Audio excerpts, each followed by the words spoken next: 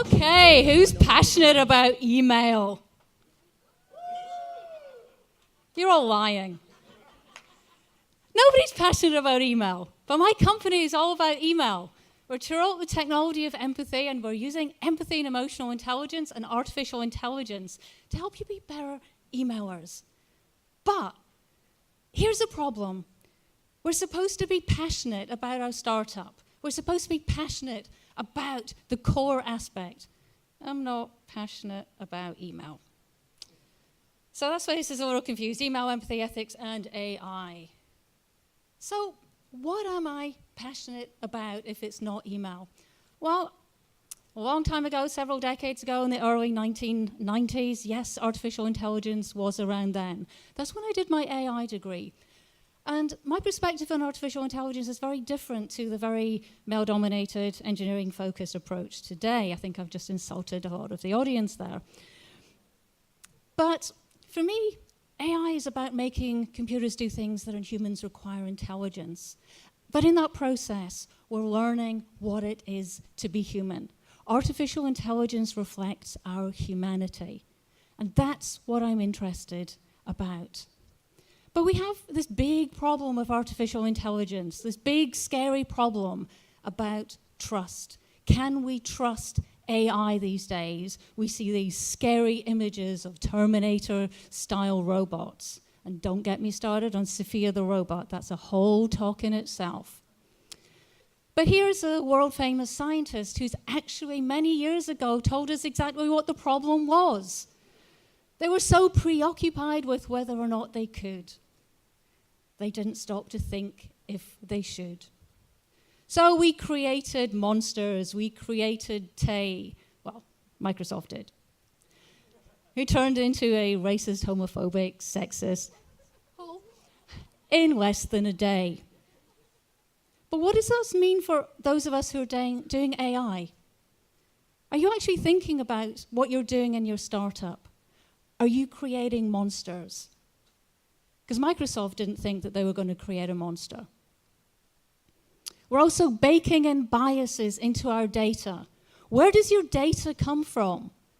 Are you baking in biases?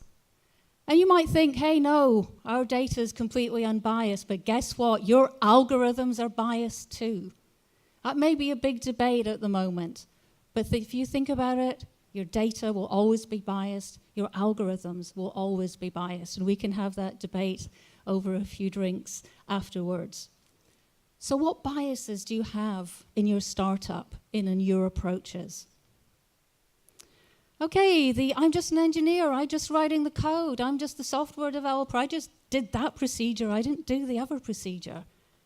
That's a problem as well, not taking responsibility. We all have a responsibility, not just in AI, but in tech in general.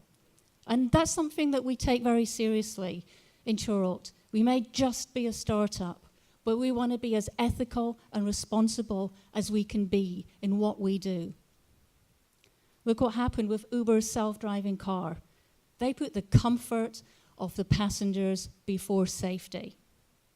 Are you cutting corners with your startup?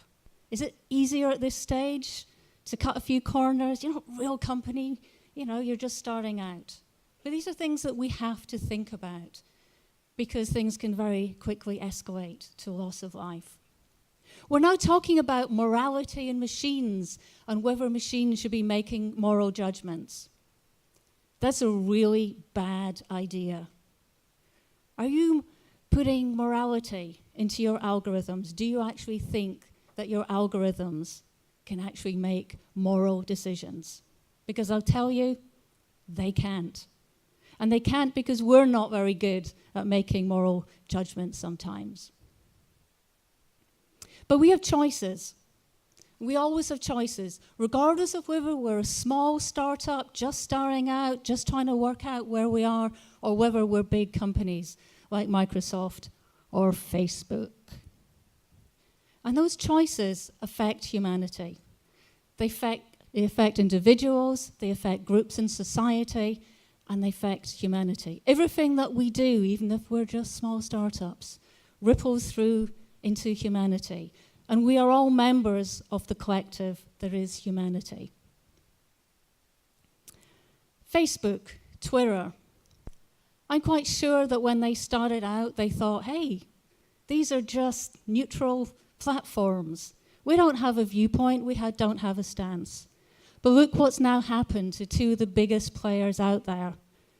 They're now platforms for Nazis. So are we going to have a go at the makers of these platforms? Yes. Because we still have responsibility with what people are using our platforms for. We may not be able to predict that, and they may be horrified at what is happening in Facebook and Twitter, but they still have the power and responsibility to do something about that. At Turalt, we embrace empathy, and we try and look at the implications of what we are doing and make judgments about it. We make a decision that we will never sell anybody's data. And we're trying to embed ethics within practice. So that every day when we're working on our startup, we try and be ethical. And we never forget that what we're doing affects humanity. And that's a lesson that I want, to show you here, that even though you are just a small startup, you may not be huge like Facebook or Twitter, but you still have a responsibility. Thank you.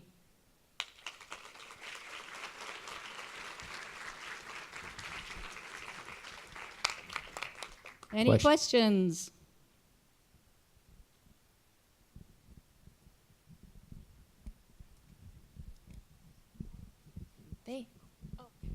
Thank you. I have a question. You mentioned bias in algorithms, and I'm wondering what can we do as technologists, as entrepreneurs, to kind of filter out those kind of biases where it's most likely unconscious? Well, if we even look at code, our choices in language will bias the way that we can actually implement things. And this is the problem. There's a movement now that seems to think that we can get rid of bias. Bias is always going to be there. Even the languages that we talk bring bias into the way that we describe our experiences, partly because of the limitations of the words that we have and how we can describe them. And that's the same with programming languages. We use the language of mathematics a lot. Some people think, the purest language is the language of math. But again, the choices that we make with that bring in biases. We're never going to get rid of biases. We have our own cognitive biases as well. There's hundreds of them. So we need to understand that we're never going to get rid of those biases, but we have to understand them in the same way that we need to understand our own cognitive biases and how they affect us. So when we are doing this, we need to actually, if we try and be as ethical as we can and as responsible as we can in our practice, then that is going to help mitigate some of the glaring biases that have actually been baked into the data, like the recruiting tool with Amazon, and the mistakes that were made, with Tay, just leaving it completely open to be trained up, on a whole load of humans who were inevitably going to be giving it the wrong data. I heard that you were recently traveling, and is there an international perspective that really changes the way, the ethics around AI? Well, there was a lot of, unlike people in America who think that they came up with artificial intelligence, there's been a lot of work in artificial intelligence in the UK, where you might guess I'm from originally. And there's a lot, I think the UK has been really at the heart of driving ethics in AI, and I'm sort of very proud of the work that's happening I was going to say Europe, but we're not going to be part of Europe for very, very much longer, for the next 11 days. But I think if anybody's looking at some interesting things that are happening, look at the community in the United Kingdom. We have been involved in the very cognitive aspect of artificial intelligence for many, many decades. One last question. Hi. I have to admit that when the TechTO invite came along, it was the first time I'd been introduced to your company, so I can't say that I've interacted with it on a personal level, but I was really interested in the concept. And one thing I wanted to ask is, do you think empathy is this universal ideal or universal value? I mean, how do you bring in culture into that? Because I think that, you know, that's for me something, as someone who's fairly new to Canada, has been an interesting experience, is especially in a professional context, typing emails. I've realized that the way that one culture views something that on the surface seems very bland is totally different. And how do you bring that into unpacking an email? Yeah, absolutely. One of the key things that we actually look at in turalt, which is very much a cultural thing, you know, cultural in terms of the culture of the company and cultural as in terms of where the person is from, is actually formality. It's a very, very much a key marker, and that's one of the metrics that we actually look at. And that's, I think, what causes a lot of the problems. You know, some cultures are very formal, and if you go in with your, "Hey, yo, we're thinking of doing some business with you today," I mean, you're going to get your email deleted. That might be fine if you know the person or, you know, you've been emailing with them a few times. I was trying to be a millennial there, so I don't know if that actually worked. Yeah, I am as old as Eliza. If you got an iPhone, ask Siri about Eliza. But yeah, I mean, I think it is something that we can actually do, because within language there are a lot of key markers that you know, give us some distinct cultural aspects. So we can actually work with that quite well. And that's a key part of what turalt is actually doing now with communication. I've literally just come back from India, so I'm actually looking at, you know, the problems of multicultural communication with, you know, English that is spoken there and the English that we have here. I mean, sorry, just to rebut that, I mean, you know, I'm obviously English speaking first language, and I come to a country which, okay, there's some debate there, but English is one of the primary languages. And it's, yeah, for me it's interesting where I'm used to interacting in English, and I come to a country where it's English first, but yet sometimes I think one of us is speaking Greek. So it's, and I don't think it's just about being formal or informal. I mean, it's really sometimes subtle things. So I was just interested in how you bring in the more subtle aspects that aren't about the formality of the email. Yeah, I mean, what we do is, because we build computational cognitive models, and we don't just deal in data. If anyone tells you AI is all about big data, no, it's not. You know, we actually go to the scientific and the psychological literature as well. And as we find, you know, the research that's been done that look at some very, very sort of subtle nuances of language and how it can cause miscommunication and miscommunication, multicultural communication, we model that into our model so that when we pick that up, you know, we can reflect that back. So, you know, to smooth over, you know, those like sometimes very, very, you know, subtle issues. I mean, you know, Scottish English is completely different to English. English is completely different to Canadian English, is different to American English.